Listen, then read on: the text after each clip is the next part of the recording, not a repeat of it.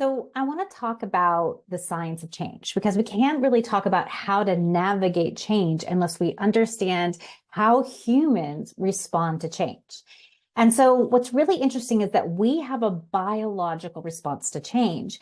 Now, we all sort of have a different way to respond to change, on the surface. So, some of us might react to change in one way. We might have a sort of a behavioral response in another way. We might get angry. We might get excited. We perceive some changes as good and some changes as bad. So, some of these individual preferences, we're going to talk about them in a few minutes.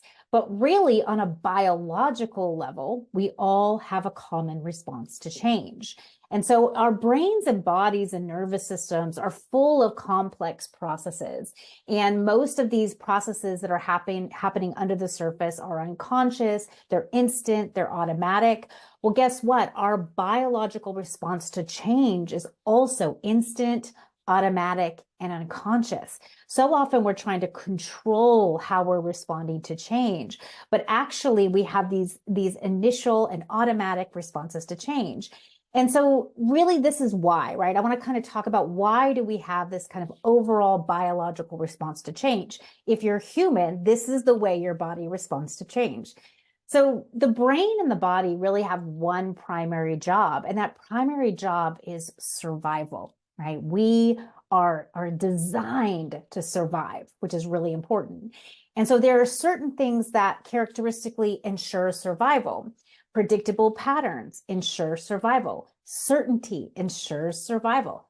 Habits, status quo, optimal functioning, really anything that reduces effort and conserves energy, it ensures survival. And this is how our brain interprets this, right? On a biological evolutionary level. And so anything that's going to cause us challenge, anything that's going to take more effort, anything that's going to, take more energy is going to be seen as a threat. So what threatens our survival is unpredictability, uncertainty, new habits and behaviors, going against the status quo, suboptimal functioning, and anything that increases efforts or exhausts energy. This is pretty much the epitome of change, right? So all change on a biological level threatens our survival.